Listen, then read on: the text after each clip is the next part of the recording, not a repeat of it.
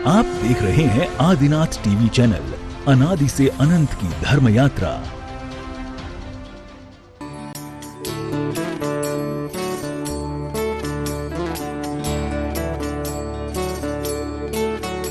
इस कार्यक्रम के पुण्यार्जक हैं श्री कंवरलाल जी महावीर प्रसाद जी, पाटनी, मदनगंज, किशनगढ़, राजस्थान।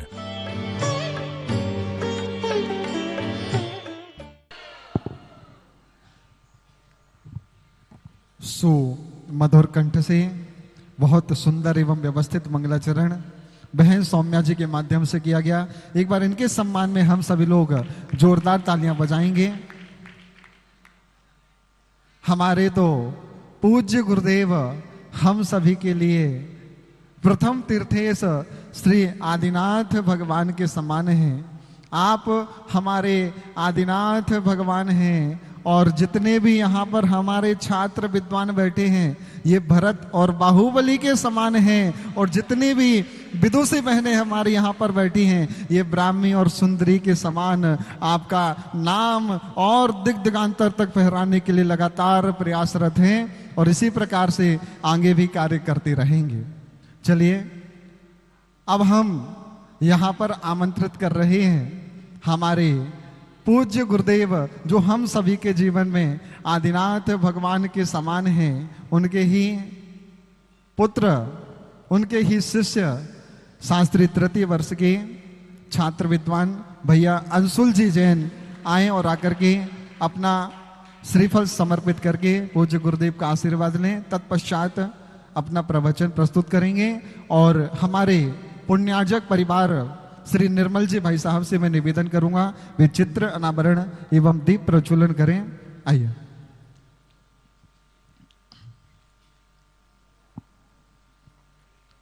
जय बोले पूज्य गुरुदेव श्री सुधा सागर जी महाराज की जय।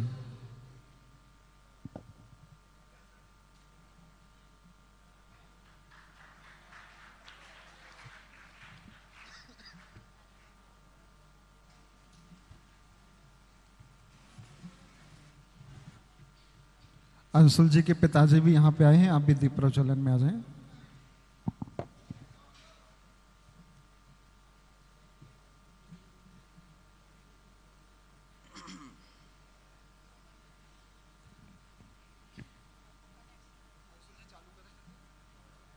सभी ओम सभी अपने दोनों हाथ जोड़ लेवें एवं आंखों को बंद कर लेवें। जय श्री ओम नमः सिद्धेभ्या, जय श्री ओम नमः सिद्धेभ्या, जय श्री ओम नमः सिद्धेभ्या। नमो अरिहंताणं, नमो सिद्धाणं, नमो आयरियाणं, नमो वज्रायाणं, नमो लोये शवसाहुणं। वंदितु सब सिद्धे दोबमलमणोगदम गदम पत्ते वोच्छामि समय पाहोड़ मिड़मो सुध केवली वड़दम। संयम सौरभ साधना करती जिने प्रणाम, त्याग तपस्या की मूरत विद्या सागर नाम, शोधा सागर नाम। जय बोली आदि ब्रह्म बड़े बाबा आदिनाथ भगवान की जय। बोलिए द्वादशांगमयी जिनवाड़ी माता की जय। बोलिए आचार्य भगवान श्री कुंद कुंद महाराज की जय। बोलिए ब्रह्मांड के देवता आचार्य भगवान श्री विद्यासागर जी महाराज की जय। बोलिए विद्या श्रोमणी आचार्य गुरु श्री समय सागर जी महाराज की जय। बोलिए मुनि पुंग जगत पूज्य श्री सुदास सागर जी महाराज की, अढ़ाई दीप समस्त महामुनिराजों की। महावीर भगवान के मोक्ष जाने के 62 वर्ष बाद इस भरत क्षेत्र में 8 केवली हुए, जिनमें से 3 अनुबद्ध केवली एवं 5 सुत केवली हुए। एवं इसी समय हमारे जैन परंपरा के बहुत ही महान महान आचार्य हुए। उन्हीं महान आचार्यों में से एक थे आचार्य भगवान श्री कुंद कुंद महाराज। आचार्य भगवान कुंद कुंद की महिमा एवं गरिमा हम इसी बात से जान सकते हैं कि जहां पर एक मंगलाचरण में मंगलम भगवान वीरो मंगलम गौतम गढ़ी आया है, वहीं पर द्वितीय लान में मंगलम कुंद कुंद देव भी आया है। अर्थात कुंद कुंद भगवान कुंद कुंद महाराज सभी मंगलों में श्रेष्ठ हैं, सभी आचार्यों में पंचम काल में श्रेष्ठ थे। आचार्य भगवंत कुंद कुंद महाराज ने 84 पहाड़ों की रचना करी, जिनमें से उनके 5 पहाड़ आज हमारे बीच में उपलब्ध हैं, जिनको हम पंच परमागम भी कहते हैं। आचार्य भगवान श्री कुंद कुंद का सबसे सुप्रसिद्ध शास्त्र ग्रंथ श्री समय सार जी का हम अध्ययन भी कर रहे हैं, जहां आचार्य भगवंत कुंद कुंद ने समय सार में आत्म तत्व का विशेष वर्णन करा, वहां पर आचार्य भगवान श्री कुंद कुंद ने नयों का भी विशेष रूप से वर्णन करा। आचार्य भगवंत ने 2 प्रकार के नय कहे, निश्चय नय, व्यवहार नय। जो मोक्ष मार्ग में साधन रूप है वह तो है व्यवहार नय, और जो मोक्ष मार्ग में साध्य रूप है वह है निश्चय नय। आचार्य भगवंत गाथा में कहते हैं, व्यवहारो भूदत्थो भूदत्थो देसी दो दुसो दृणयो भूदत्तमसे दो खलु सम्मा डिड्डी हवदी जीवो। अर्थात जो व्यवहार न है वह अभूतार्थ है, एवं जो निश्चय न है वह भूतार्थ है। जो निश्चय न है वह सर्वथा 100% सत्य है, मोक्ष को दिलाने वाला है, निश्चित ही मोक्ष को जाएंगे। एवं जो व्यवहार न है वह अभूतार्थ है, अप्रयोजनीय है। अप्रयोजनीय का अर्थ होता है जैसे कि आज किसी की आंख खराब है, कल उसकी आंख सही हो गई, उसके बाद उसको चश्मे की कुछ आवश्यकता नहीं, वह अप्रयोजनीय हुआ। जो मोक्ष मार्ग में अप्रयोजनीय है वह है व्यवहार नहीं। परंतु आज देखा जा रहा है, हम जब इस नए की बात करते हैं, व्यवहार नए की बात करते हैं, तब अन्य मतलंबी एकांतवादी इस गाथा को लेकर निश्चय नए की आड़ में लेकर एक ही बात को कहते हैं कि जो व्यवहार न है, जो अभूतार्थ है, वह झूठा है। परंतु मैं आपको बता दूं, व्यवहार नय झूठा नहीं है। यदि हम व्यवहार नय को झूठा कहेंगे तो व्यवहार की सारी क्रियाएं झूठी हो जाएंगी। व्यवहार नय को यदि हम झूठा कहेंगे, सारा संसार ही झूठा हो जाएगा। क्या यदि व्यवहार नय को हम झूठा कहेंगे तो मंदिर जाना भी झूठा हो जाएगा। यदि व्यवहार नय को हम झूठा कहेंगे, साधु बनना भी झूठा हो जाएगा। यदि व्यवहार नय को हम झूठा कहेंगे तो साक्षात केवली भगवान भी झूठे हो जाएंगे। क्यों? केवली भगवान के ज्ञान में जो झलकता है भाई किस नय से? भाई व्यवहार नय से तो झलकता है। निश्चय नय से किसका ध्यान करते हैं? आत्मा का। ऐसा मैं नहीं कह रहा।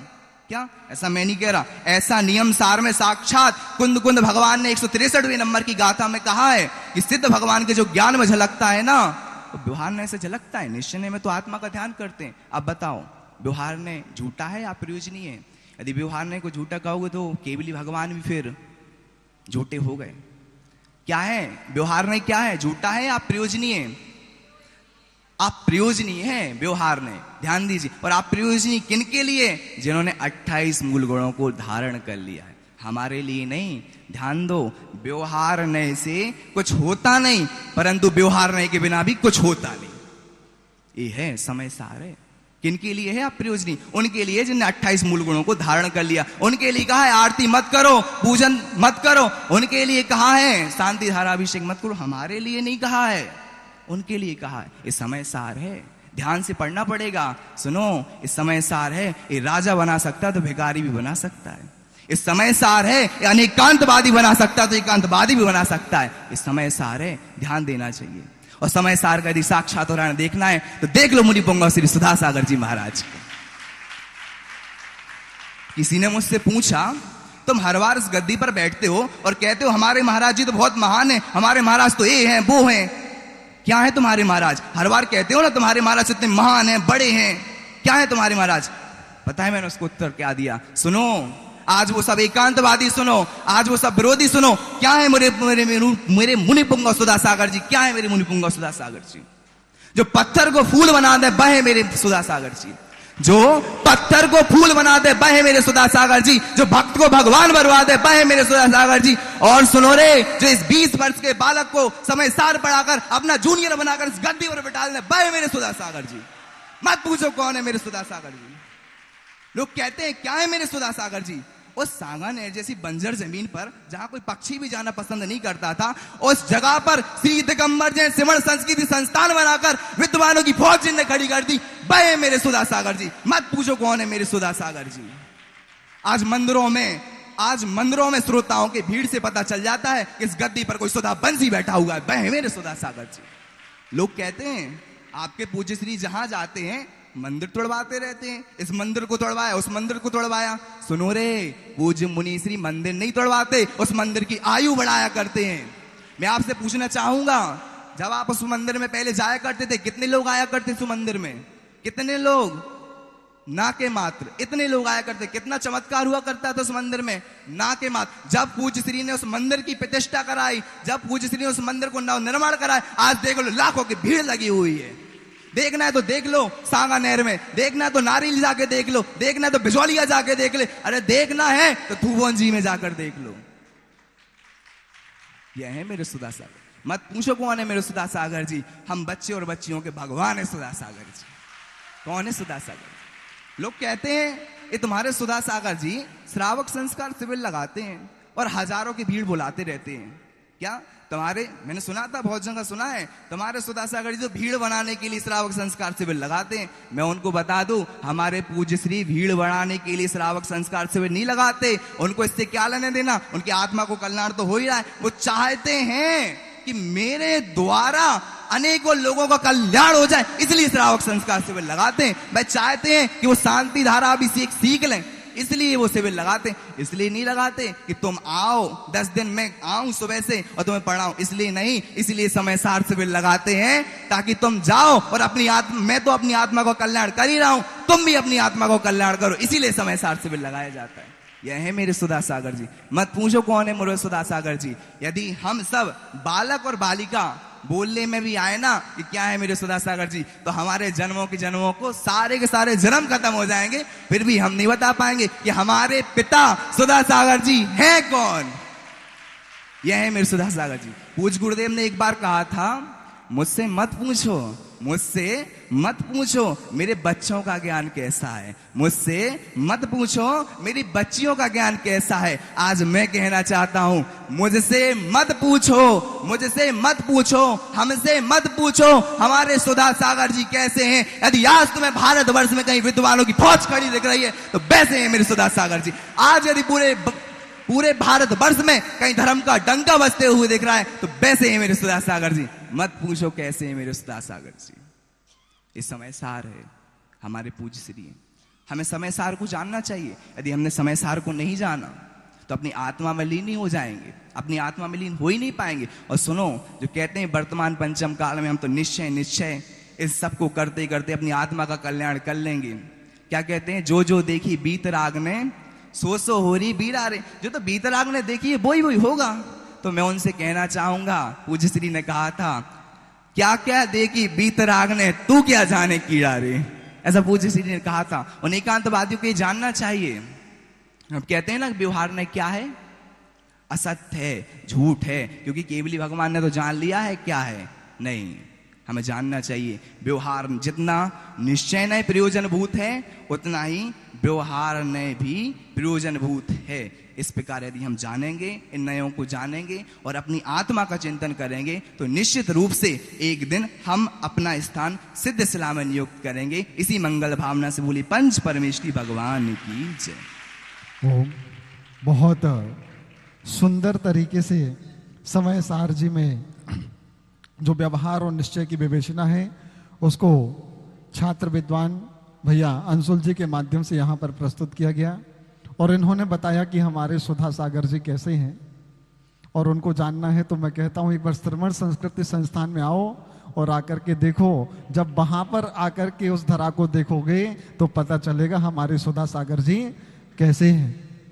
हमारे पूज्य गुरुदेव के चरणों में अंशुल जी और इनके पूज्य पिताजी भी यहाँ पर उपस्थित हैं। ये पिता के लिए बड़े गौरव की बात होती है कि उनका पुत्र जगत पूज्य जो पूरे जगत में पूज रहे हैं उनके चरणों में रह करके स्वाध्याय करने का अवसर तो मिला है, साथ ही साथ में यहाँ पर वचन देने का भी ये अवसर प्राप्त हुआ है।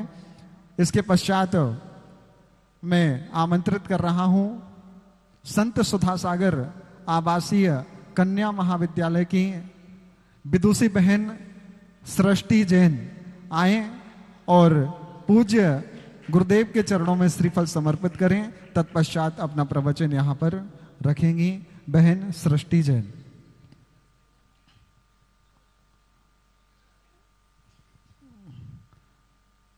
बहुत अरे बहुत बढ़िया, महाराज श्री ने पीछे से अंशुल जी को आशीर्वाद दिया, बहुत बढ़िया। चलिए आइए, बहन सृष्टि जैन अपना वक्तव्य यहाँ पर प्रस्तुत कर रही हैं। एक बार बहन के सम्मान में सभी जोरदार तालियां बजाएंगे। चलो।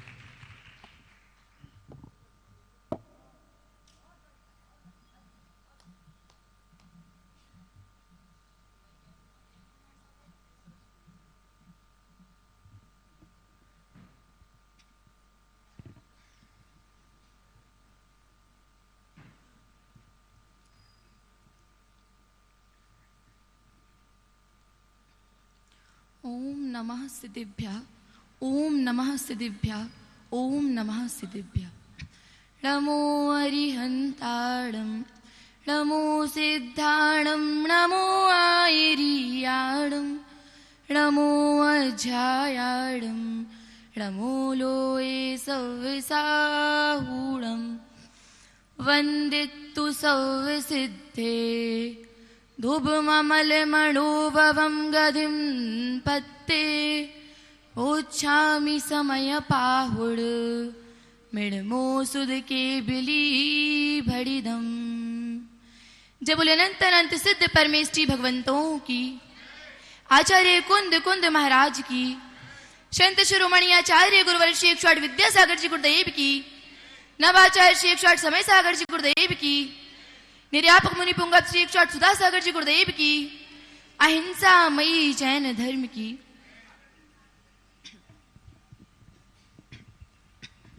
एक व्यक्ति है, उसके घर में आग लग जाती है। धीरे धीरे वह आग उसके घर के अंदर आ जाती है और धीरे धीरे उस आग की लपटें पर्दों पर पड़ने लगती हैं और धीरे धीरे आग की लपटें जो हैं वह उसके पलंग तक आ जाती हैं और अचानक से उस व्यक्ति की नींद खुल जाती है। तो बताइए, उस आग को बुझाने में कितना पानी लगेगा? उस आग को बुझाने में एक बूंद भी पानी नहीं लगेगा। सिर्फ मात्र उस व्यक्ति को झकझोर कर उठाने की आवश्यकता है। जब तक वह व्यक्ति स्वप्न में था तब तक वह आकुल व्याकुल हो रहा था और जैसे ही उस व्यक्ति की नींद खुली अर्थात स्वप्न से बाहर आया तो वह निश्चिंत हो गया और क्या सोचता है कि मैं तो स्वस्थ हूं, खुश हूं, क्योंकि मुझे तो कुछ हुआ ही नहीं। उसी प्रकार अनादि काल से यह जीव संसार पर भ्रमण करते आ रहा है, पर द्रव्यों में अपने आप को सुखी मानता है। जैसे जैसे पर द्रव्यों का संयोग मिलता है वैसे वैसे वह उसको अपने अनुरूप बनाता है और उसको अपने सुख का कारण समझता है। पर द्रव्यों का अर्थ है हमसे अर्थात आत्मा से भिन्न और स्वाद्रव्य का अर्थ है सिर्फ मात्र हमारी आत्मा। जब तक यह जीव इस संसार में रहता है वह परद्रव्यों का सहारा लेता है और परद्रव्यों में रमा रहता है और अपने जिस प्रकार उसने इस बंद को किया उसी प्रकार आगे भी वह बंद को करता जाता है। प्रत्येक जीव के मन में इस संसार के प्रति परद्रव्यों के प्रति केवल 3 भाव रहते हैं, शरीर, संबंधी और संपत्ति। तो 12 भावना में एक पंक्ति आती है कि जहां देह अपनी नहीं तहां ना अपना कोई, घर संपत्ति सब प्रकट हैं और पर हैं परिजन लोग। बस इसी बात को जो जीव जान जाता है वह उसका क्या कर देता है? त्याग कर देता है। किस प्रकार से त्याग करता है? तो आचार्य कुंद कुंद स्वामी कहते हैं महान ग्रंथ राज समय सार जी में कि जहनाम को भी पुरुषो पर दब मिणंती चाण दू चैदी और तह सब्बे पर भावे नादूड़ विमुंच देणानी। जिस प्रकार अन्य वस्तु का ग्रहण करते समय हमें यह मालूम हो जाता है कि यह द्रव्य मेरी नहीं है तो वह उसका त्याग कर देता है, उसी प्रकार मेरी आत्मा से जो भिन्न है अर्थात जो पर पदार्थ है वह मेरे नहीं है उसका त्याग कर देता है। वह कौन है? ज्ञानी है। आचार्य कुंद कुंद स्वामी कहते हैं जिस ज्ञान के द्वारा त्याग होता है वास्तव में वही ज्ञान प्रत्यक्षान होता है। जो निर्विकल्प ज्ञान होता है, स्वसंवेदन ज्ञान होता है, वही वास्तविक में प्रत्यक्षान होता है। जो पर को पर रूप जान करके त्याग करता है, वही ज्ञान प्रत्यक्षान होता है। जो अज्ञानी जीव होता है वह संसार में परद्रव्यों का सहारा लेता है और परद्रव्यों का सहारा लेकर के वह कर्म बंद करता है, आगे आगे करते चले जाता है और संसार परिभ्रमण का कारण बनता है। वर्तमान में हमारे समक्ष जिनेंद्र देव नहीं है, परंतु जिनेंद्र देव के समान साक्षात पूज्य गुरुदेव बैठे हुए हैं, जो संसार रूपी समुद्र को त्याग करके मोक्ष रूपी लक्ष्मी को प्राप्त करना चाहते हैं। गुरु जी, यह सत्य है कि आज अन्य लोगों की तरह हम भी उन परद्रव्यों का सहारा ले रहे होते, उन परद्रव्यों को अपना मान करके सुख में झूम रहे होते, परंतु आज आपकी शरण में आए हैं तो हम समयसार पढ़ रहे हैं। जो समयसार कहता है कि ना तेरा जन्म होता है, ना तू मृत्यु को प्राप्त होता है, ना तेरा जन्म होता है, ना तू मृत्यु को प्राप्त होता है, तू तो शाश्वत है, ज्ञान दर्शन रूपी एकमात्र शुद्ध आत्मा है। गुरु जी, जीवन में जो ग्रंथ न देखे आज उसे हम पढ़ते हैं और समयसार की गाथाओं को कंठस्थ हम करते हैं। आज तक जिन ग्रंथों को हमने देखा नहीं था, आज तक जिन ग्रंथों को हमने जाना नहीं था, उनको आज हम कंठस्थ करते हैं। कंठस्थ का अर्थ यह नहीं कि सिर्फ मात्र हम याद करते हैं, कंठस्थ का अर्थ यह है कि आपकी तरह मोक्ष मार्ग रूपी लक्ष्मी को प्राप्त करने के लिए अपने जीवन में उतारने का प्रयास करते हैं।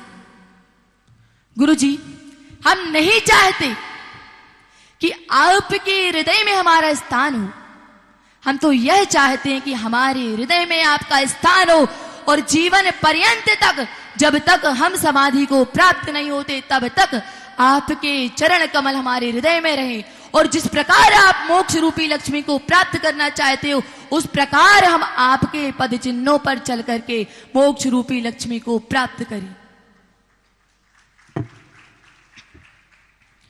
गुरु जी, अगर आप नहीं होते तो हम भी यहां नहीं होते। गुरु जी, आप नहीं होते तो हम समयसार जी नहीं पढ़ रहे होते। गुरु जी, आप नहीं होते तो हम यहां नहीं आ पाते और गुरु जी आप नहीं होते तो हम इस गद्दी पर नहीं बैठे होते।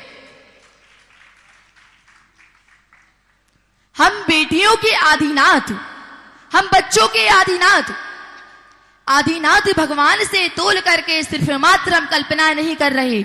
जिस प्रकार आदिनाथ भगवान ने मोक्ष रूपी लक्ष्मी को प्राप्त किया और अपने पुत्र पुत्रियों को उसका ज्ञान दिया, उसी प्रकार आप हमारे आदिनाथ हो और हम बालक बालिकाएं आपके ब्राह्मी सुंदरी और भरत बाहुबली हैं।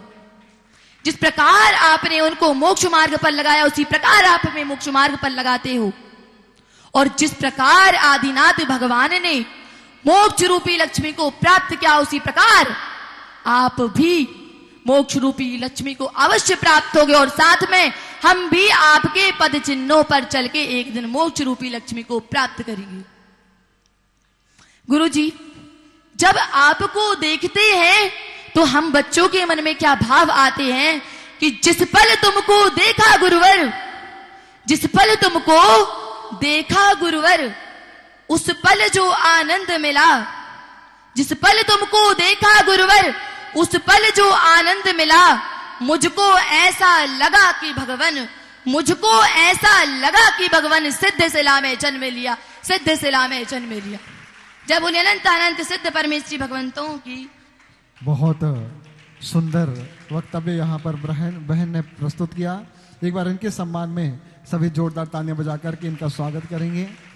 गुरुजी, कितना अद्भुत ये नज़ारा होता है कि जब यहाँ पर एक विद्वान और एक विदुषी बहन प्रवचन करने के लिए आते हैं तो एक तरफ से तो ओज गुण की जिसमें प्रचुरता है ऐसा प्रवचन प्रस्तुत किया जाता है और दूसरी ओर से जिसमें प्रसाद एवं माधुर्य गुण की प्रचुरता है, ऐसा प्रवचन प्रस्तुत किया जाता है। अर्थात यहाँ पे ओजस्विता और माधुर्य ये दोनों प्रवचनों में, समयसार की इन गाथाओं के प्रवचनों में दिखाई देता है। ऐसा ये आपका पवित्र दरबार है। पूज्य गुरुदेव से आशीर्वाद लेते हुए हमारी बहन सृष्टि जैन। चलिए अब इसके पश्चात बिना किसी भूमिका के हम आगे बढ़ेंगे और सभी अपने दोनों हाथों को जोड़ करके हमारे पूज्य गुरुदेव से निवेदन करेंगे, हे सुधा सिंधु, आप ज्ञान के सागर हैं, अतः अपने इस ज्ञान रूपी सागर से कुछ ज्ञान की बूंदें हम सभी को प्रदान करें, जिनके माध्यम से हम सभी का जीवन सफल हो सके। नमोस्तु भगवन, नमोस्तु भगवन, नमोस्तु भगवन।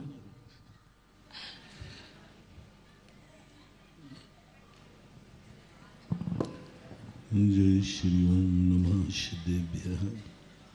जय श्री ओम नमः सिद्धेभ्यः।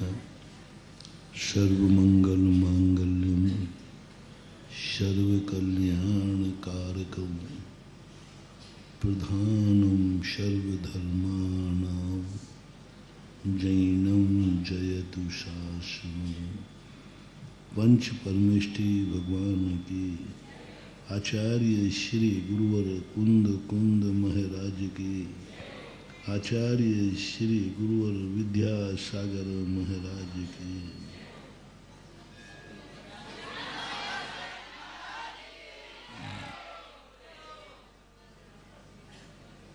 दुनिया में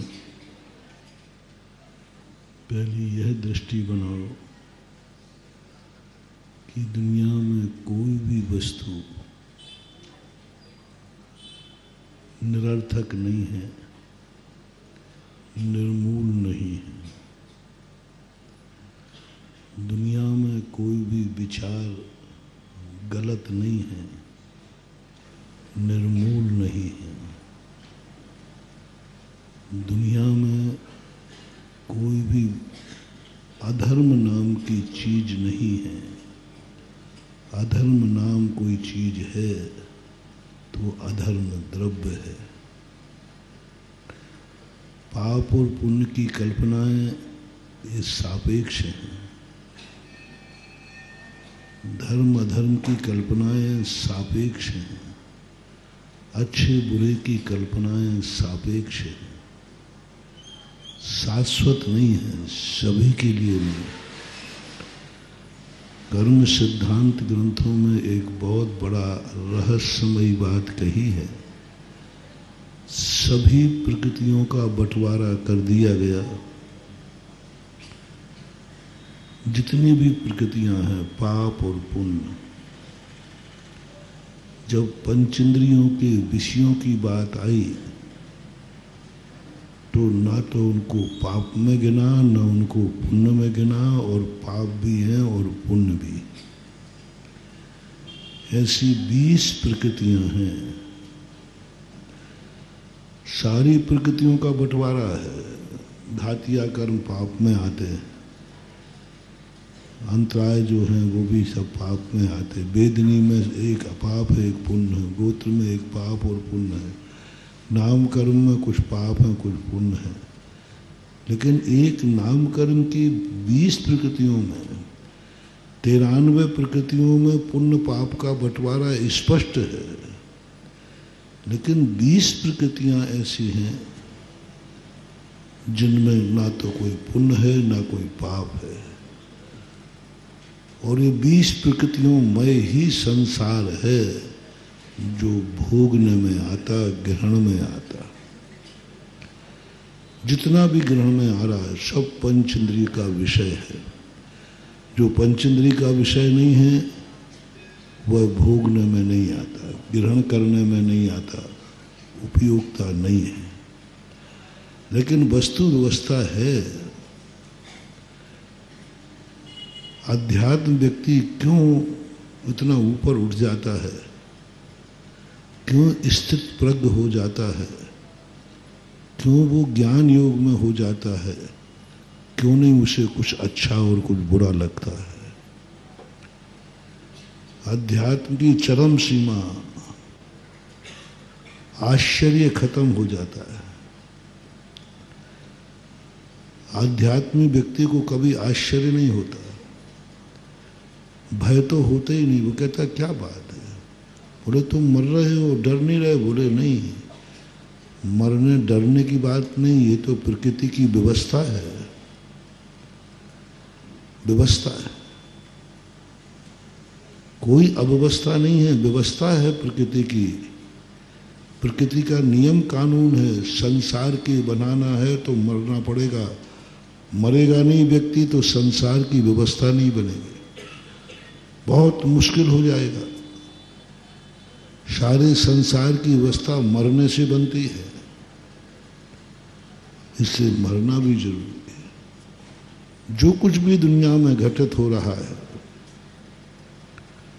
वह सब आध्यात्मिक व्यक्ति स्थित प्रज्ञ हो जाता है, साक्षी हो जाता है। उसे कुछ न्याय नहीं दिखता, कुछ अन्याय नहीं दिखता, न उसे कोई सत्य दिखता है ना कोई असत्य दिखता है, ना पुण्य और पाप कुछ भी नहीं दिखता। होते तो सिद्ध परमेष्टि और निगोदियों में कोई अंतर नहीं दिखता।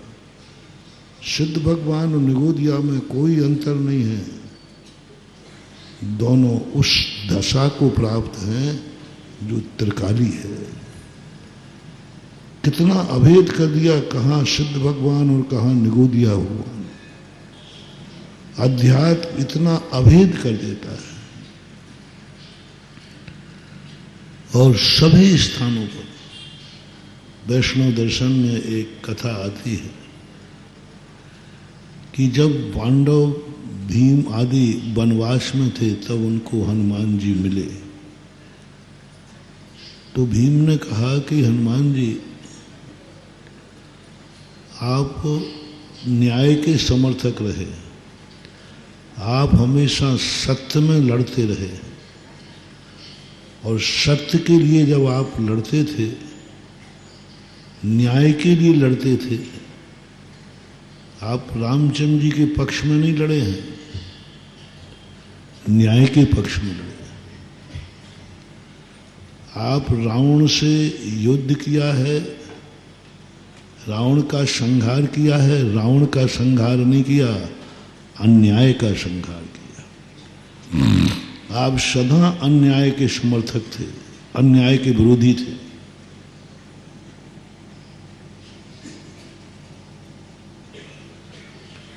जैन दर्शन के अनुसार रावण और हनुमान परस्पर में दोनों विद्याधर थे, दोनों का रिलेशनशिप था, दोनों के बहुत अच्छे व्यवहार थे, बहुत निकटवर्ती थे।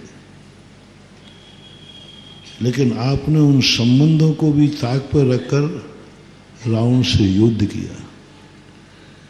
रामचंद्र जी से आपका कोई संबंध नहीं था, ना आपके कोई रिलेशनशिप थे, ना वो आपके कुटुंबी थे, कुछ भी नहीं संबंध था।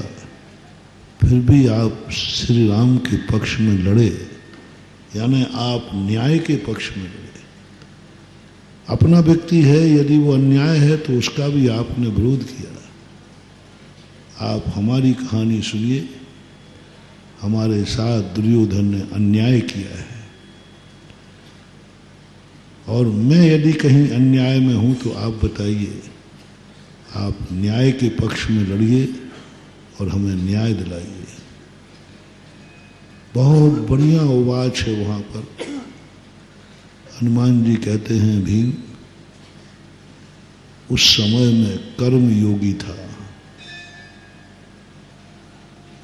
उस समय में ज्ञान योगी नहीं था, स्थित प्रज्ञ नहीं था। मुझे न्याय अन्याय दोनों अलग अलग नजर आते थे। अब मैं स्थित प्रज्ञ हो गया हूं, मैं ज्ञान वृद्ध हो गया हूं। अब मुझे जानने में नहीं, अनुभव में आनंद आता है। अब करने में नहीं करने में आनंद आता है। अब संबंध जोड़ने में नहीं, संबंध तोड़ने में आनंद आता है।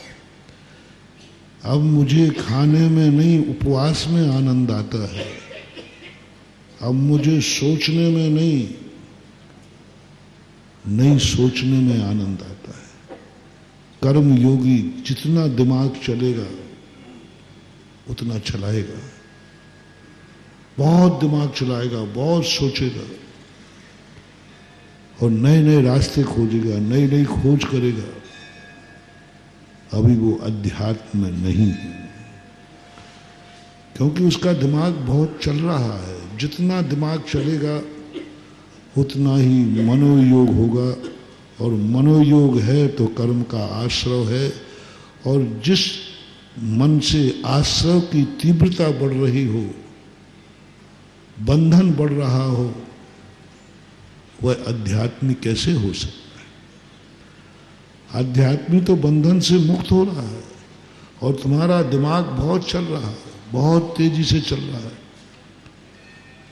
क्या करना चाहिए, क्या नहीं करना चाहिए, क्या अच्छा है, क्या बुरा है, तुरंत आप सुन रहे हो, बोल रहे हो। तो कर्म योगी को आनंद आता है कि मेरा दिमाग सक्रिय रहे, मेरा दिमाग नए नए सोचे, नया नया विचार करे, नए नए रास्ते खोजे, नए नए आविष्कार करे। हर व्यक्ति ये मन चाहता है। जब जब अच्छे कार्यों के लिए कह रहा हूं, बुरे कार्य के लिए नहीं। मेरा मन बहुत अच्छा सोचे, बहुत अच्छा करे, बहुत अच्छा चिंतन करे, सबको रास्ता दिखाए, स्वयं रास्ते, ये हो जाएगा, होता है। लेकिन वो अध्यात्मी नहीं है, क्योंकि मन को दौड़ा रहा है, मन दौड़ रहा है। तो कर्म योगी का काम, जिसको देखने में आनंद आ रहा है, चाहे वो भगवान की मूर्त क्यों ना हो, देखने में बुरा लग रहा है, वो देखना चाहता है, देख के चलना चाहता है। आज मैंने ऐसी वस्तु देखी, आनंद आ गया। आज मैंने ऐसी वस्तु देखी, दिमाग खराब हो गया। आंख की चंचलता, आंख का व्यापार, जब जब हमें देखने में आनंद आ रहा है या देखने में बुरा लग रहा है, हम अध्यात्म से बाहर हैं। हमें सुनने में आनंद आ रहा है, हमारी प्रशंसा सुनाई गई, हमें आनंद ला गया। देखो ये व्यक्ति मेरी प्रशंसा कर रहा है, यही शब्द तो मैं सुनना चाहता हूं, धर्म का प्रवचन सुनना चाहता हूं, नमोकार मंत्र मुझे सुनाई पड़ रहा है। मेरे कान बहुत अच्छे हैं, अच्छा अच्छा सुनते हैं। खुशी होती है हमें जब हमारे कान में गुरु के शब्द पड़ते हैं, हमारे कान में जब जिनवाणी पड़ती है, तो शुरू से अच्छे सुनने वाले की बात कह रहा हो। आज मेरे कान धन हो गए, मैंने महाराज का प्रवचन सुना, नमोकार मंत्र सुना, जिनवाणी सुनी, भजन सुना, समय सार सुना, बहुत अच्छा लगा। ये कर्म योगी का काम है, ये व्यवहारी का काम है, ये मजबूरी का काम है, इसको मजदूरी मिलेगी। मेरे कानों ने बहुत अच्छा अच्छा सुना, अध्यात्म नहीं हो सकता, अध्यात्म नहीं आ सकता। मैं बहुत अच्छा बोलता हूँ, मीठे मीठे वचन में धन हो गया। आज मेरे मुख से भक्तांबर पढ़ा गया, आज मेरे मुख से स्वयंभू स्तोत्र पढ़ा, आज मैंने समय सार पढ़ा। ओहो, मेरा मुख से बहुत अच्छी अच्छी बातें मिली। मैं कितना प्रवचन दे रहा हूँ, मैं समय सार पढ़ा रहा हूँ। देखो मेरे मुख से कितनी अच्छी बातें निकली, कितने लोगों को आनंद आ गया, कितने लोग वह अध्यात्मी नहीं। चलते समय भी, करते समय भी जो जो तुम्हारे अंदर करने की प्रवृत्ति बढ़ रही है वो सब व्यवहार है। सारा का सा कुछ भी करने का, तुम मुनि बनने का भाव आ रहा है, तुम्हें मंदिर जाने का भाव आ रहा है, तुम मंदिर जा रहे हो, अध्यात्मी नहीं, तुम मुनि बन रहे हो, अध्यात्मी नहीं, तुम श्रावक बन रहे हो, अध्यात्मी नहीं, तुम स्वाध्याय कर रहे हो, अध्यात्मी हो ही नहीं सकता। निश्चय वाला स्वाध्याय कर ही नहीं सकता, स्वाध्याय तो व्यवहारी ही करेगा।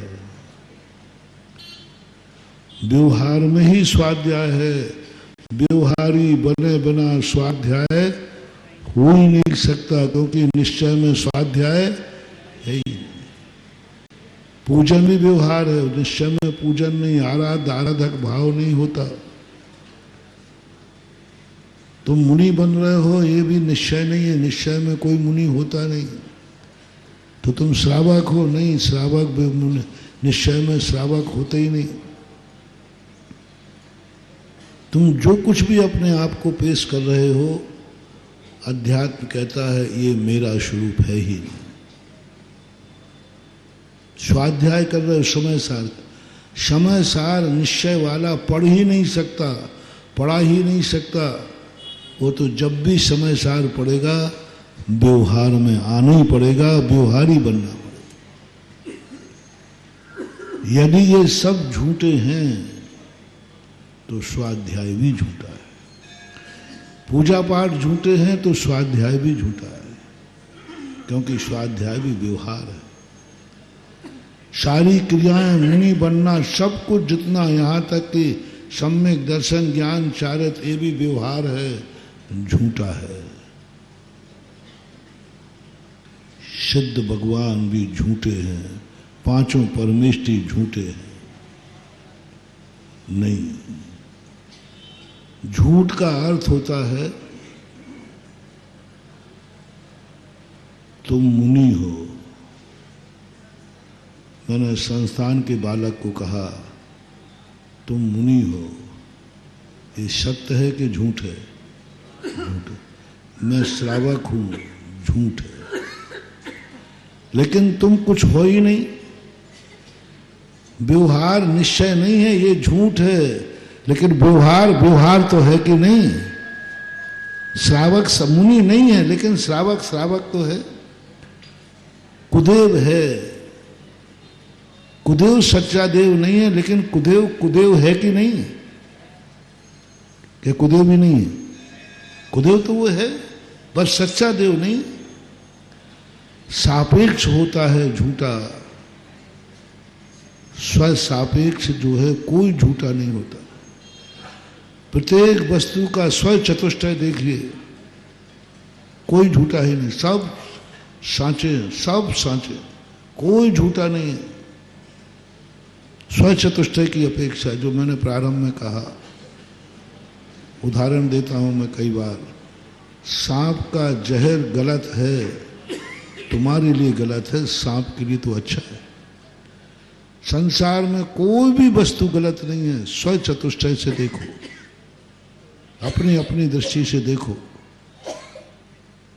अध्यात्म की बात कर रहा हूं। अध्यात्मी के पास पर चतुष्टय नहीं होता। अध्यात्मी स्व चतुष्टय देखता है, अपनी स्व चतुष्टय नहीं।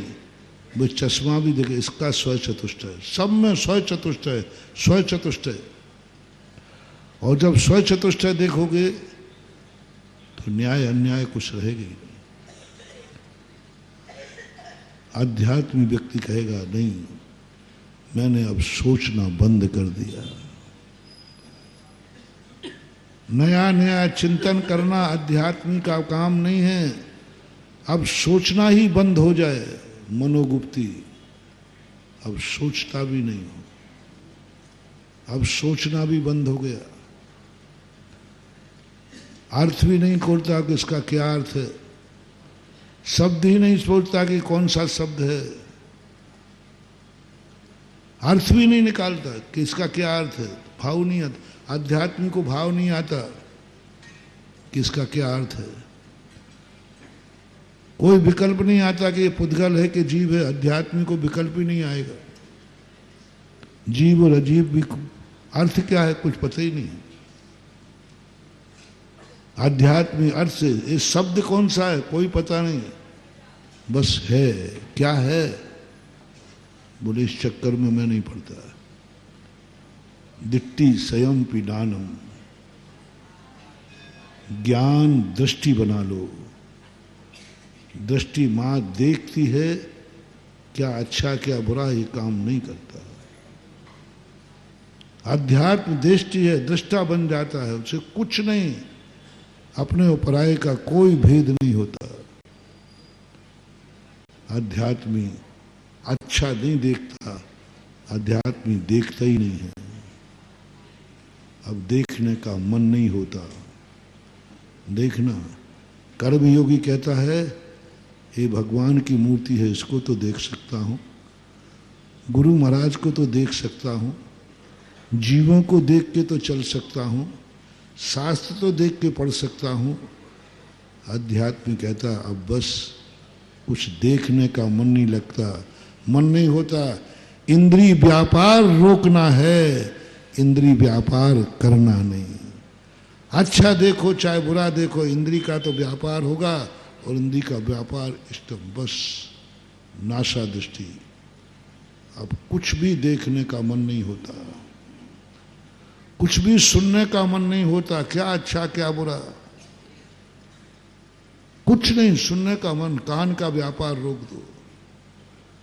अध्यात्म के लिए कहा अतीन्द्रिय ज्ञान।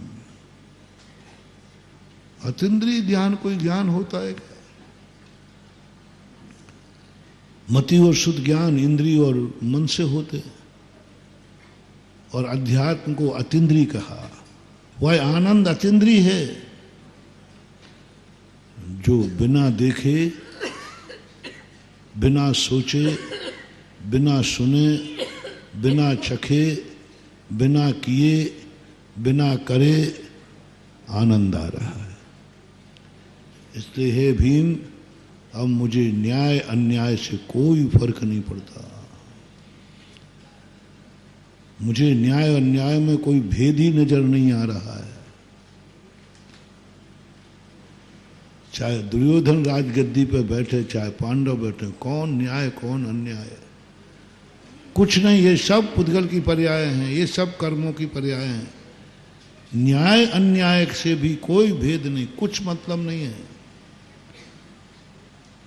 उसे गाली में और प्रशंसा में कोई अंतर नहीं। एक ने गाली दी, एक ने नमोकार मंद सुनाया, बोले इनमें क्या अंतर? बोले कोई अंतर नहीं है। अर्घावतारन हंसी प्रहारन, क्या कर रहा है? कौन सा तुम मेरी प्रशंसा कर रहे हो? इसी दुनिया में कोई मेरी बुराई भी कर रहा है। इस दुनिया में किसी को अच्छे लग रहा हूं, किसी को बुरा लग रहा हूं। कोई व्यक्ति सोच रहा है कि हमारे महाराज का बहुत यश बढ़ रहा है, और कोई सोच रहा है कि इनके यश को कैसे कम किया जाए, उसको ये बुरा लग रहा है। संसार में सूरज का निकलना सभी को अच्छा लगे ये कोई नियम नहीं है। संसार में सूरज का निकलना उल्लू को बुरा लगता है। ज्ञानी कहता है मैं किसको कहूं, तो वो दोनों में आता है। प्रशंसा में भी वह हर्ष नहीं मनाता और निंदा में भी द्वेष नहीं मनाता। बोले दोनों शब्द हैं, दोनों वचन हैं। एक पुण्य कर्म के उदय से हो रहा है और एक पाप कर्म के उदय से होता है। कर्म दोनों का है। प्रशंसा हो रही है पुण्य कर्म के उदय से, निंदा हो रही है अशुभ कर्म के उदय से। दोनों कर्म हैं, कर्म जड़ हैं, और जड़ सो मैं हूं नहीं, क्योंकि मैं तो ज्ञान दर्शन स्वभावी हूं। ज्ञान दर्शन स्वभावी हूं, नित्य हूं। नित्या शब्द का प्रयोग किया महाराज ने। ज्ञान दर्शन लक्षण नित्य है, कभी कभी नहीं। नित्य है। जब मैं ज्ञान दर्शन स्वभावी हूं तो फिर प्रशंसा और निंदा में कहाँ फर्क पड़ रहा है? क्यों नहीं आता है इनको गुस्सा? क्या वो आदमी नहीं है? क्यों नहीं आता साधु को गुस्सा? बुराई हो रही है, निंदा हो रही है, क्यों नहीं आ रहा है? क्यों नहीं फूलते हैं? प्रशंसा हो रही है, आनंद आना चाहिए, नहीं। दोनों को जान लिया, ये दोनों कर्म के अधीन हैं, दोनों हमारे लिए नुकसानदायक हैं, दोनों से। क्योंकि यदि दोनों को मैंने माना कि ये मेरे लिए है, वो मानते ही नहीं कि तुमने मेरी प्रशंसा की है। अध्यात्म में जब उतर जाएगा तो कितने लोग उसकी प्रशंसा करें, वो मानेंगे ही नहीं कि मेरी प्रशंसा हो रही। मेरी प्रशंसा हो ही नहीं सकती, तो फिर निंदा हो रही, नहीं मेरी निंदा नहीं हो सकती, मेरी निंदा भी नहीं हो सकती, मेरी प्रशंसा भी नहीं हो सकती। क्योंकि निंदा और प्रशंसा पुद्गल से कर्म के उदय से होती है, और वो कर्म मेरा नहीं है, और कर्म कर्म है, और मैं हूं, इसलिए वह स्तब्ध रह जाता है। कुछ नहीं फर्क पड़ता, कोई फर्क नहीं पड़ता। निंदा करो तो कोई बात नहीं, आरती उतारो तो कोई मतलब नहीं, तलवार मारो तो कोई मतलब नहीं, जिंदा है तो कोई मतलब नहीं, मर जाए तो कोई मतलब नहीं, लाखों वर्षों तक जीऊं या मृत्यु आज ही आज जी जाऊं, आज तुम मर जाओगे, बोले मर जाऊंगा, क्या फर्क पड़ता है? अब तुम्हें कोई नहीं मार सकता, कोई बात नहीं। मरने की इच्छा नहीं है, जीने की इच्छा नहीं है, मां जो घट रहा है साक्षी भूत है। इसलिए अब कुछ नहीं, अच्छा बोलूं ये भाव नहीं आता है, अब तो बोलना ही नहीं है, इसी में आनंद है। अध्यात्म आनंद। मैंने बहुत अच्छा सोच रहा, मेरा दिमाग बहुत अच्छा चल रहा है, मेरा दिमाग बहुत अच्छा चल रहा है, कितना बढ़िया अर्थ निकाल रहा है, उसे अध्यात्म नहीं है। अब दिमाग चलना बंद हो जाए, मजा आ जाए। देखना में अब नहीं देखने में आनंद, नहीं सुनने में आनंद, मौन में आनंद, मौन में आनंद।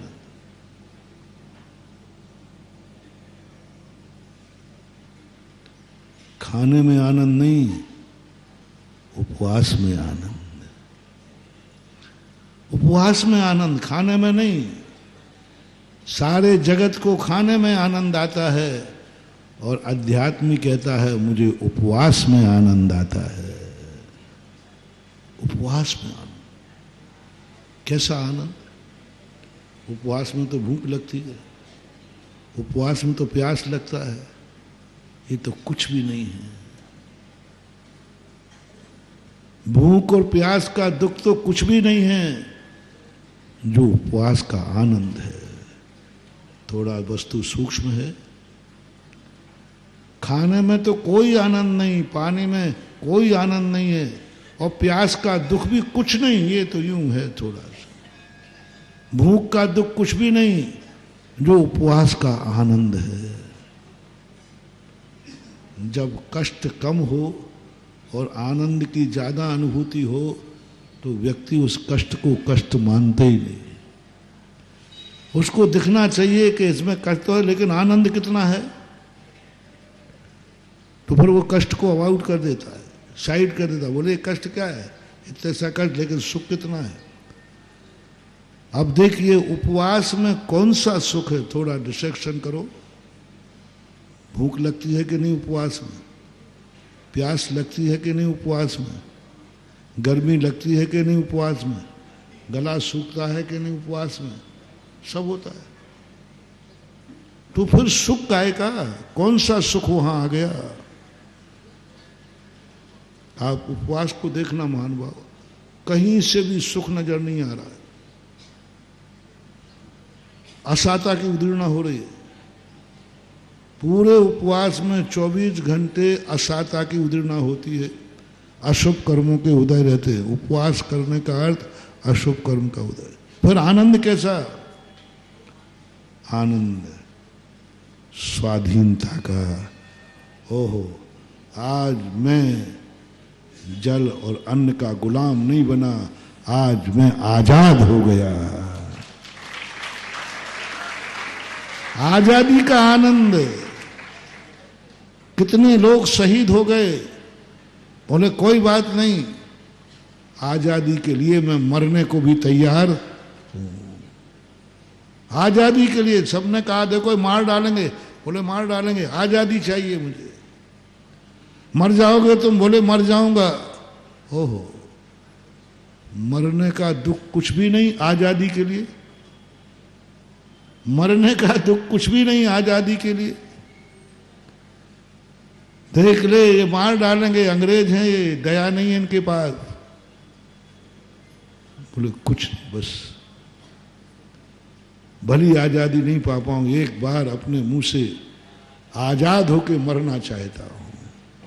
मंगल पांडे, मर जाएगा तू, देख मत बोल मत बोल। मन ने कहा मार डालेंगे, बोले मरूंगा तो कम से कम एक बार आजादी लेकर के मरूंगा। यदि जिंदा रहा तो गुलाम होके जिंदा रह रहा हूं। अंग्रेजों ने कह दिया कि मर जाएगा तू, मर जाएगा तू, मार डालूंगा। ये गुलामियत है। मैं डर गया, उनके अधीन होकर जिंदा रह रहा हूं। आवाज लगा दी, इंकलाब जिंदाबाद। उसे मालूम था मैं मरूंगा। बोलो, इन दुख में, इसमें उसको मालूम था मरने का दुख और आजादी की आवाज का सुख, दोनों में मंगल पांडे ने किसको ज्यादा समझा? आवाज को। बस आवाज अकेली लगाई और उसे मालूम था मरना है। मरने का दुख उसने जान लिया, ये तो कुछ भी नहीं है जो आजादी की आवाज लगाने का आनंद है। आजादी का आनंद। इसी प्रकार उपवास में आनंद। आज मैंने रोटी की गुलामियत नहीं की, आज मैं जल के अधीन नहीं हुआ, आज मैं बिना अन्न जल के जी गया। वो जो आनंद है स्वाधीनता का, वो प्यास, भूख और गर्मी का दुख उसके सामने कुछ भी नहीं है। कुछ भी नहीं है मौत का आनंद। इतने लोग शहीद हो गए, हंसते हंसते सूली पे चढ़ गए, बोले क्या फर्क पड़ता है, मरने का दुख तो कुछ भी नहीं है। जो देश का आजादी का कल्पना करना, अभी आजाद हुए नहीं थे ये सारे लोग, आजाद होने के बाद मरे कि आजादी के लिए मरे? मात आजादी के सोचने के लिए भी, आजादी दिलाने के लिए भी। आजादी अभी मिली नहीं है, मात मन में आजादी की कल्पना आई, उसका इतना आनंद है कि मौत का दुख भूल गए। मां सोच, मेरा देश आजाद होगा, मुझे आजाद करना है, बस इतना सोचा है, अभी हुआ नहीं है।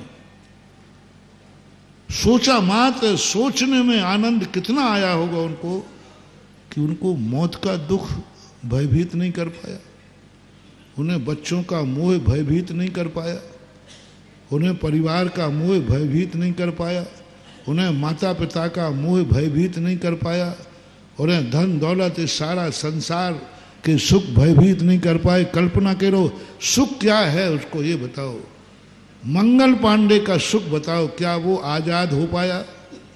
क्या देश को आजाद कर पाया?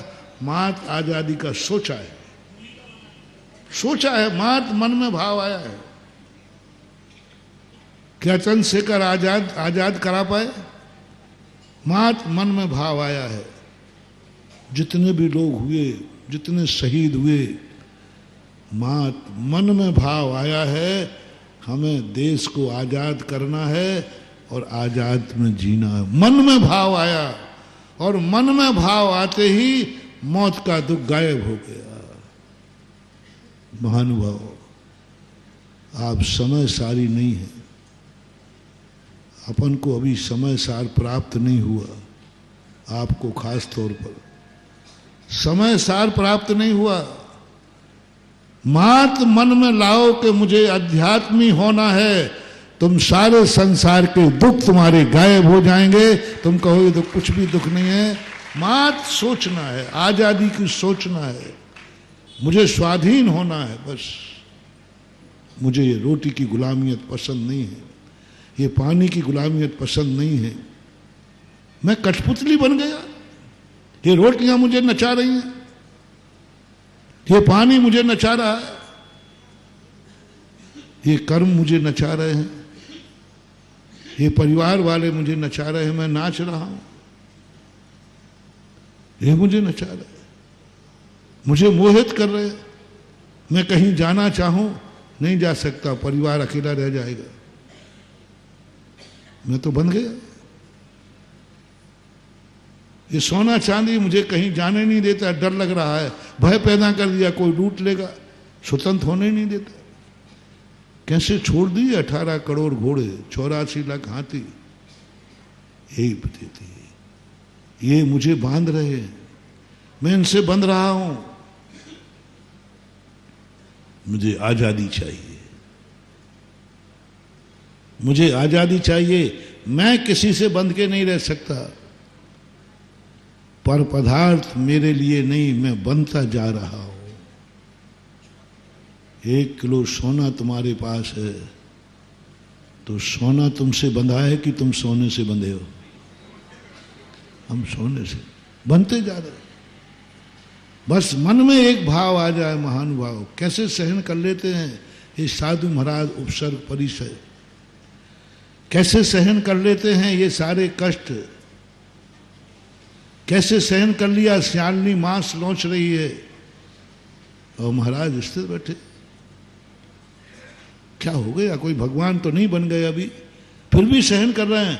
मात एक मन में विचार आया, मुझे आजादी चाहिए है, इसके बदले में मौत मंजूर है, इसके बदले में यातनाएं मंजूर है। मैं जीव राया हूं। क्या बात कुंद कुंद भगवान ने कहा, जीव राया, राजा हूं। राजा कभी किसी के सामने हाथ नहीं जोड़ता, राजा गुलाम नहीं होता। और मैं राजा होकर के अन्न पानी, मैं राजा होकर के नहीं। देख लो, उपवास करोगे दुख होगा, प्यास लगेगी मंजूर है, गला सूखेगा मंजूर है, भूख लगेगी मंजूर है, गर्मी बढ़ेगी मंजूर है। मुझे एक दिन की सही, मुझे एक दिन आजादी का आनंद लेना है। और ये कहना है, एक दिन मैं 24 घंटे 7 कदम सही। मंगल पांडे कहता है 7 कदम मैंने आजादी का आनंद ले लिया। 7 कदम चल पाया तो मर गया, लेकिन 7 कदम में जो उसको आनंद आया, एक दिन का उपवास कर पाया, लेकिन अध्यात्म को एक दिन का उपवास का जो आनंद आया, जन्म जन्म तक भी भोजन किए हों उसका आनंद कुछ नहीं है जो एक दिन के उपवास का आनंद। क्योंकि आज मैं पुद्गल के अधीन नहीं हुआ, आज मैं एक दिन जी सका। वो दिन, वो घड़ी सहन हो जाएगा महानुभाव। जो सारे लोग ऐसे ही सहन करते हैं, हमें दूसरा इतना बड़ा आनंद सामने खड़ा कर दो कि वो दुख से भी बड़ा हो, मौत से भी बड़ा क्या है तुम्हारे लिए, तुम निडर हो जाओगे। कुंद कुंद भगवान ने कहा, सम्यक दृष्टि सप्त भय से मुक्त होता है। क्यों होता है? तुम्हें यह देखना है कि तुम्हारी जिंदगी में मौत से बड़ा क्या है, बस इतना सोच लो। मौत से बड़ा क्या है? मौत से बड़ा क्या है? सबसे दुखदाई क्या है? मौत। हर व्यक्ति। अब दुनिया में बस तुम्हें अध्यात्मी बनना है, तुम्हें वो शक्ति चाहिए है जिस शक्ति में कितने भी दुख आ जाएं, तुम बस इतना बता दो, मौत से बड़ा क्या है। ज्यादा कुछ नहीं, मौत से बड़ा क्या है। तुम्हारी जिंदगी में यदि कुछ ये खोज लो तो तुम बहुत बड़े वीर बन जाओगे। मौत भी तुम्हारा कुछ भी नहीं बिगाड़ पाएगी। मौत से बड़ा क्या है, बस इतना सोचो, जो सोचना हो तुम्हें। मौत से बड़ा है धन। अब वह धन के लिए कुछ भी कर लेगा। चोर क्यों इतना रिस्क उठाता है? चोर क्यों डरता है? डरता नहीं है। चोर को कोई डर ही नहीं है। जैसे 3 मंजिल पाइप पे चढ़ गया, गिर जाए तो मर जाएगा। उन जंगलों में घूम रहा है जहां दिन में जाने में डर लगता है, और अंधेरी रात में अकेला घूम रहा है जहां घर से बाहर लोग नहीं निकल रहे। उन गलियों में घुस जाता है जहां लोग दिन में भी नहीं घुसते, और गंदे पाइप पे चढ़ जाता है जिसको कोई छू ले तो नहाता है और वो पकड़ के चढ़ जाता है। क्या मतलब है? क्या मतलब है? वह जंगल में डर, शेर चीता दिन में जाने में डर लगता है, वो डर हो गया खत्म। उसने बस यही मान लिया है, मौत से बड़ा धन। आतंकवादी क्या है? स्पष्ट रूप से कि मुझे मरना है, लेकिन उसने जान लिया मौत से बड़ा धन, मौत से बड़ा परिवार। इनको इतना मोटिवेट कर दिया, देख तू बच जाए या तेरा परिवार बचेगा। तू जिंदगी में अपने परिवार को सुखी नहीं कर सकता, जिंदगी में कभी सुखी नहीं कर सकता। तू अपने परिवार को सुखी देखना चाहता? बोले बिल्कुल, तो तुझे मरना पड़ेगा। तो वो कहता है मौत से भी बड़ा मेरा परिवार है, मैं परिवार के लिए मरने को तैयार हूं। बस इतना सा है और कुछ नहीं। एक आतंकवादी को जो मोटिवेट किया जाता है कि देख ले, तुझे अपनी जिंदगी प्यारी है कि अपने बच्चों की? क्या तू अपने बच्चों को कभी मकान बना पाएगा? बोले नहीं बना पाऊंगा। क्या अपने बच्चों को कभी धन दे पाएगा? नहीं दे पाऊंगा। कुछ नहीं। उन गरीबों को पकड़ा जाता है, उन भिखारियों को पकड़ा जाता है, उन मजदूरों को पकड़ा जाता है जो जिंदगी में कभी मकान नहीं बना सकते, जिंदगी में अपने बच्चों को नहीं पढ़ा सकते, वो जिंदगी में कभी 2 रुपया कहीं नहीं कमा सकते। उन भिखारियों को, उन गरीबों को पकड़ कर जाता है। बोले देख, परिवार को सुखी देखना चाहता? बोले जी। तू चाहता है कि मेरा परिवार फुटपाथ पे ना रहे, मकान में रहे? बोले जी। बस ये सब हो जाएगा, सब हो जाएगा। तेरा परिवार जिंदगी भर सुखी रहेगा, तेरे परिवार के पास मकान होगा, तेरे बच्चे ठाठ से पढ़ेंगे, बस तुझे मरना पड़ेगा। वो कहता है मौत से बड़ा मुझे परिवार है। बस वो परिवार को सुखी करता है और बम लेकर आतंकवाद के लिए चल पड़ता है। उसको क्या आनंद आ रहा है? परिवार के लिए मर रहा हूं, परिवार के लिए मर रहा हूं, मेरा परिवार सुखी हो जाए। तो मौत से बड़ा आतंकवादी को क्या है? परिवार, धन। डाकू को सबसे बड़ा क्या है? धन। धन सबसे बड़ा है। मरूं तो मर जाऊंगा, धन मिलेगा। सैनिक अपने मौत के सामने खड़ा है, क्यों? मौत से भी बड़ा देश है। हंसते हंसते मर जाता है। आनंद देखना, मौत का दुख और देश की रक्षा का दुख। देश की रक्षा का आनंद ज्यादा है।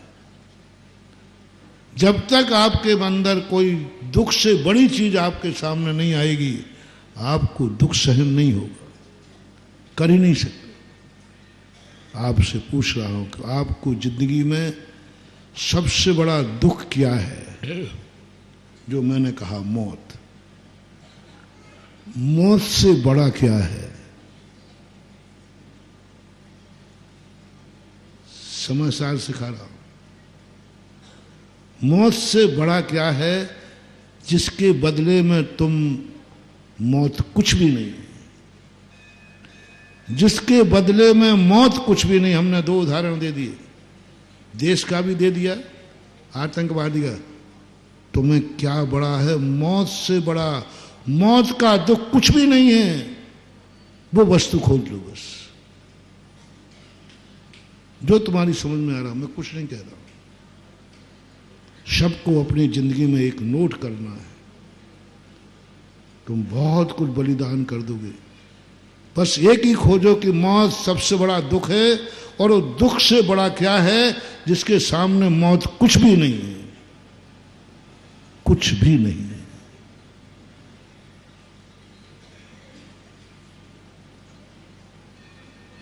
महाराज मौत ही सबसे बड़ी है। आप मुझे ज्यादा मत भड़काओ, हमें तो जिंदा रहना है।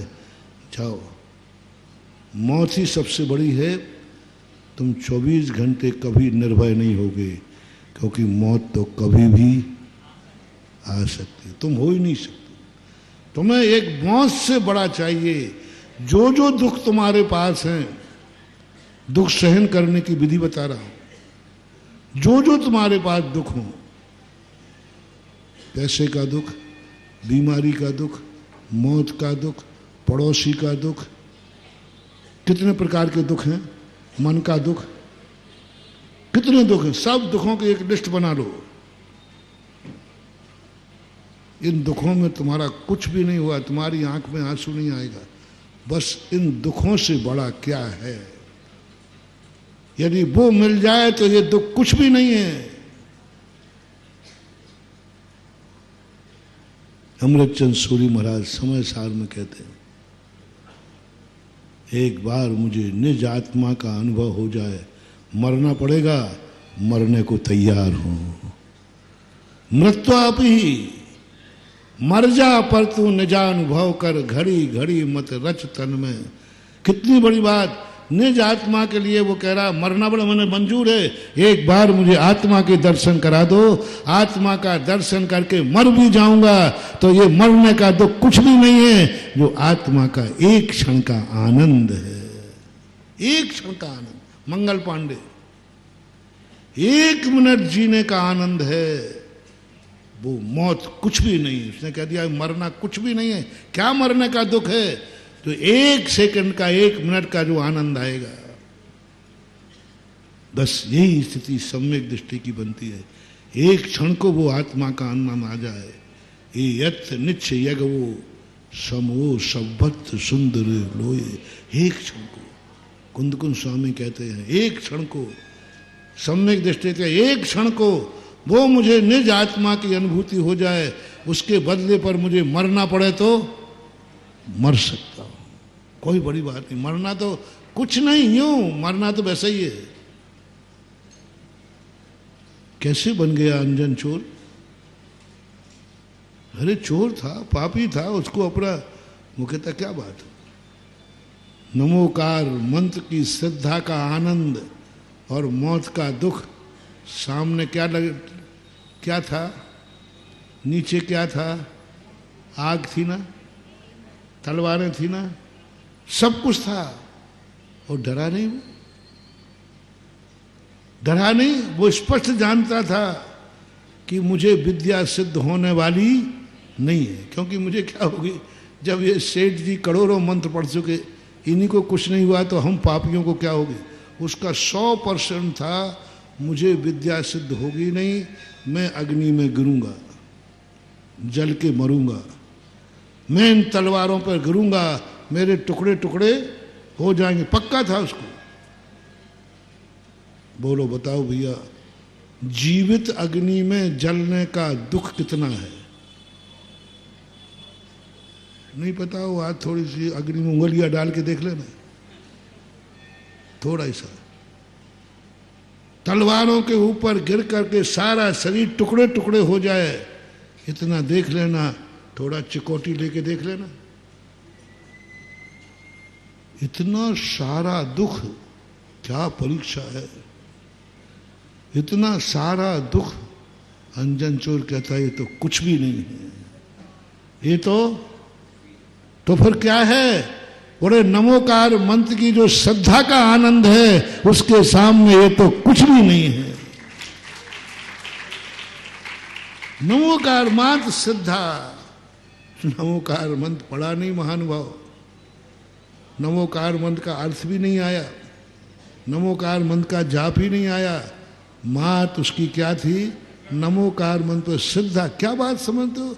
श्रद्धा को हंसी मजाक समझते हो? श्रद्धा ऐसे ही होती है कमजोर। श्रद्धा देखो, श्रद्धा का आनंद देखो, अभिरस सम्यक दृष्टि का आनंद देखो, श्रद्धा का आनंद। श्रद्धा का आनंद इतना है कि आग में जलने का दुख कुछ भी नहीं। बोले कुछ भी नहीं, जलूंगा जिंदा, बोले कुछ भी नहीं, ये दुख काय का है? जो श्रद्धा का आनंद है। उसने एक क्षण के नमोकार मंत्र की मात्र श्रद्धा के आनंद में अग्नि में जलने का दुख भूल गया। बोले कुछ भी नहीं। मंगल पांडे भूल गया, कुछ भी नहीं है मौत। चंद्रशेखर आजाद भूल गए, कुछ भी नहीं है मौत। परिवार अनाथ हो जाएगा, बोले हो जाएगा, ये दुख कुछ भी नहीं है। तुम मर जाओगे, अंग्रेज मार डालेंगे, तुम्हारा परिवार अनाथ हो जाएगा। उनको खाने पीने के लाले पड़ जाएंगे, बोले पूरा परिवार अनाथ हो जाए तो कोई दुख नहीं है जो मुझे आजादी का आनंद है। ओहो, माँ बाप के आंसू भूल गया, बच्चों के आंसू भूल गया, परिवार के आंसू भूल गया, इतना निर्मोही हो गया।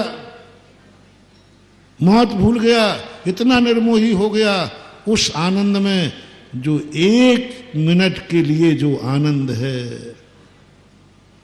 डिसेक्शन करो, कितनी देर के लिए मंगल पांडे जिंदा रहा? 1 मिनट। और उसका दुख कितना, जिंदगी खत्म।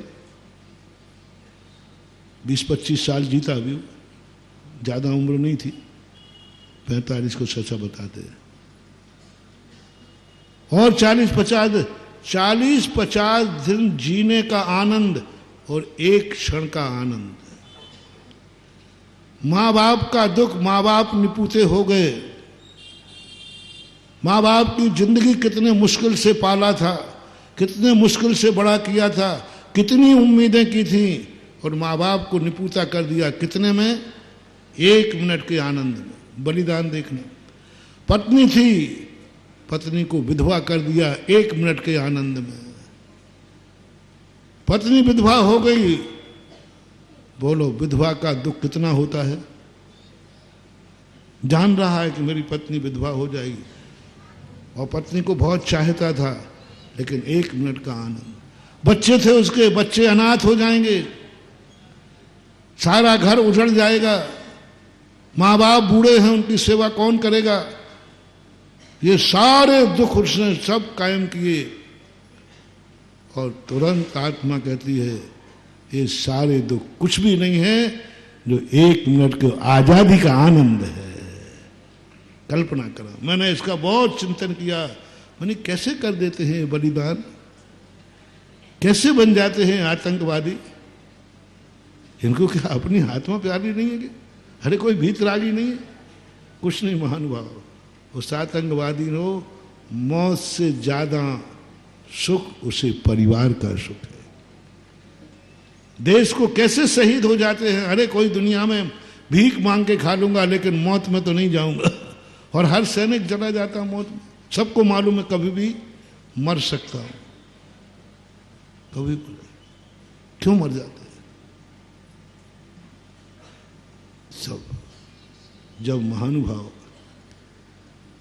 एक व्यक्ति देश के लिए, देश की आजादी के लिए अपने परिवार का सुख, परिवार का सुख नहीं दुख, अपने माँ बाप का दुख सब भूल गया। बस तुम लोग यही सोचते होगे महाराज आप लोग बड़े निर्दयी हो, जिन माँ बाप ने आपको जन्म दिया उनको रोते छोड़ दिया। महावीर स्वामी ने छोड़ दिया। महावीर स्वामी के कितने बेटे थे? त्रिशला के एक ही बेटा था।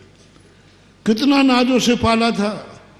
उस माँ बाप का दुख, प्रजा का दुख, परिवार सब कुछ नहीं, तुझे कोई नहीं आ रहा। महावीर स्वामी कहते हैं माँ ये सारा तुम्हारा दुख एक तरफ रखो और 1 मिनट का जो मोक्ष मार्ग का आनंद है वो उसके सामने ये दुख कुछ भी नहीं है, कुछ भी नहीं है। ये छोड़ते समय, परिवार छोड़ते समय राग है, परिवार को छोड़ रहे हैं, उनका दुख है, वे बहुत दुखी हैं, इतने दुखी हैं, इतने दुखी है। सुकौशल का एक ही बेटा था, क्या नहीं किया उस बेटे के लिए। बहुत बड़ा उदाहरण ध्यान आ गया महानुभाव। कितनी चाहती थी वो मां, जब बेटा नहीं हुआ तब वो एक अवधज्ञानी मुनिराज से पूछती है मेरे यहां बेटा होगा कि नहीं। बोले होगा तो, लेकिन जैसे ही बेटे का जन्म होगा पति को खो देगी। तेरी कुंडली में योग है, पिता पुत्र या पति, दो में से एक सुख मिलेगा, दोनों सुख तुझे नहीं मिल सकते। देख ले, भारतीय नारी, सच्ची नारी, नारी बनने में उसका उतना आनंद नहीं है, पत्नी बनने का आनंद नहीं है जितना मां बनने का आनंद है। एक और पत्नी रहेगी, एक और मां बनेगी। कितनी बड़ी रिक्स थी उसके सामने। जैसे ही बेटा होगा पति खो देगी, पति का सुख खत्म हो जाएगा, पति नहीं रहेगा तेरे पास। कितना कठिन फैसला है। यानी नारी ने क्या सोचा, जिंदगी भर पति का सुख और एक क्षण के लिए बेटे का सुख, वो भूल गई पति का दुख। बोले मैं बिना पति के रह लूंगी, स्वीकार कर लिया, मंजूर है मुझे बिना पति के रह लूं। पति के वियोग का दुख और बेटे के मिलन का सुख, दोनों में से कौन सा दुख खत्म हो गया? बेटे का सुख इतना अनमोल हो गया कि पति का वियोग का दुख, बोले कुछ भी नहीं है तो कुछ नहीं जो बेटे का। पति के वियोग के दुख से बड़ा कौन है? बस आप बहुत बड़ा प्रसंग चल रहा है महानुभाव। जिस चीज से तुम दुखी हो उस दुख से बड़ा कौन है? पति का मरने का दुख नारी को होता है कि नहीं? बहुत होता है। उससे बड़ा सुख क्या है? उस दुख से बड़ा सुख क्या है? जिसके बदले में तुम दुख भूल जाओ, ऐसा सुख। तो सुकौशल की मां ने कहा बेटा चाहिए, बेटे का सुख और पति के वियोग का दुख कुछ भी नहीं है जो बेटे का सुख। बेटा हुआ, जैसे बेटे को देखा पिता को वैराग्य हो गया। बेटे का मुंह देखते ही पहली बार देखा और उसी पर राज तिलक करके कितने छोटे बालक को, ओहो कैसी आत्माएं थी। अकेले रानी है, राजा है, बेटा एक ही है। ये भी नहीं सोचा कि इनका क्या होगा, इस राज्य का क्या होगा। चल दिए वनवास की तरफ। यानी उसे मुनि बनने का आनंद इतना आया कि पत्नी का दुख कुछ भी नहीं, बच्चा अनाथ हो जाएगा, बच्चा छोटा है, कोई राजा इसको मार डालेगा, राज्य चला जाएगा। देखो अब कितना यशोधर महाराज ने जब दीक्षा ली, ओहो मैं पढ़कर रोंगटे खड़े हो गए। क्या कर डालेगा राजा? दूसरा दुश्मन राजा राज्य छीन लेगा, प्रजा का दुख। बच्चा छोटा है, दुश्मन मार डालेगा, बच्चा अभी छोटा है, ये अकेली पत्नी क्या करेगी? सारे दुख सोचे उन्होंने और तुरंत फैसला किया ये सब दुख कुछ भी नहीं है। प्रजा दुखी हो जाए ये कोई दुख नहीं है, पत्नी दुखी हो जाए कोई दुख नहीं है, बेटा अनाथ हो जाए कोई दुख नहीं है। इससे बड़ा कोई सुख है तो मुनि बनने का सुख है। बस चल दिए। चल दिए। बोले क्या है, तो कुछ भी नहीं है जो मुनि बनने का सुख। इतने नाजों से पाला। सम्यक दृष्टि नारी थी, जैन नारी थी, मुनि भक्तन थी, लेकिन उस नारी ने बंदेज लगा दिया और ये भी कहा, देख ले, जिसका जैसे जन्म होगा पति चला जाएगा, और जिस दिन ये बेटा मुनिराज के दर्शन करेगा उस दिन ये भी चला जाएगा। अब नारी घबरा गई, पति का वियोग तो सब, बेटा भी चला जाएगा, बेटा भी जाएगा। नारी ने सोचा कोई बात नहीं, बेटा जाएगा तो जाएगा, लेकिन मैं बेटे की मां बन करके दुखी सुख, मां बनने मात्र का सुख, बेटे के मुख से एक बार वो मुझे मां कह दे बस। लो क्या है जीवन, मां सुनने का सुख। पति ने कितने बार कहा होगा तुम मेरी प्रिय पत्नी हो, जो जो भी आपको बोलते हैं, लेकिन वो सुख उसको सुखी नहीं कर पाया। एक बार बेटे से मां सुनने का सुख, चला जाए मां कह के जाएगा। मैं दुनिया की पत्नी बन के नहीं मरना चाहती हूं, मैं किसी बेटे की मां बन के मरना चाहती हूं, मैं मां बन के जीना चाहती हूं। नारी का सबसे बड़ा लक्षण है, जिनके संतानें नहीं होती वे दुखी होती है कि नहीं? क्यों, क्या वो पत्नी नहीं है? बिना संतान की नारी पत्नी है कि नहीं? पति उससे प्यार करता है कि नहीं? बोलो ना, बहुत प्यार कर, सब कुछ है, फिर दुखी क्यों है? दुखी क्यों है? बोले सारे सुख कुछ भी नहीं है, पति प्यार भी कर रहा है, पति कोई सुख दुख नहीं दे रहा है, घर में धन दौलत भरी पड़ी है, रानी है रानी, कोई कमी नहीं है, लेकिन वो सुख उसे कुछ भी नजर नहीं आ रहा है। इन सब के बदले में तुम्हें बेटा मिल जाएगा। वो कहती है मंजूर है। एक मां, महाभारत रामायण में शायद आपने सुना होगा कि कैकेयी भरत के मुख से मां सुनने के लिए तरस गई। भरत ने क्या छोड़ दिया था? मां को नहीं छोड़ा था, मां को नहीं छोड़ा था, मां को तो राजरानी बना के रखा था। बस आज से मैं तुझे मां नहीं कहूंगा, कहूंगा महारानी।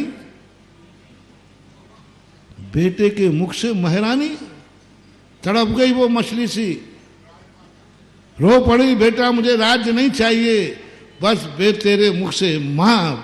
भरत कहता है वो भरत की मां तो नहीं हो सकती जो मेरे भैया को वनवास दे सकती है, वो अयोध्या की महारानी हो सकती है, भरत की मां नहीं हो सकती। अयोध्या की महारानी हो सकती है। आप महारानी हैं, आदेश करो। आप महारानी हैं, राजमाता हैं, आप आदेश करो।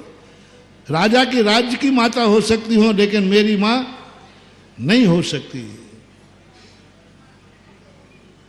वनवास, मेरी मां ने वनवास भेजा मेरे भैया को, नहीं हो सकता। कैकेयी दशरथ ने कितना मनाया था? पिघली। बताते हैं दशरथ ने कहा, देख, दशरथ ने पैर तक पकड़ लिए, देख आज दुनिया, ये दशरथ का मस्तक दुनिया में कहीं नहीं झुका, मैं तेरे पैर पड़ता हूं, ये वरदान मत मान। नहीं पसीजी,